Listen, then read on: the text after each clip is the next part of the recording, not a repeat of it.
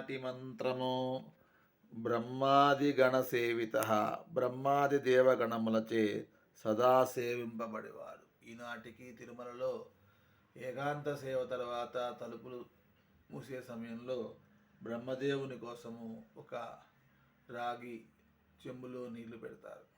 ఆ రాగి చెంబుతో నీళ్ళతోటి తెల్లవారుజామునే స్వామివారికి బ్రహ్మదేవుడు అర్చించి వెళ్ళగా సుప్రభాతం సమయంలో వచ్చిన భక్తులకు బ్రహ్మతీర్థంగా ఆ నీళ్ళని ఇవ్వటం అనేది ఆనవాయితీగా ఉన్నది.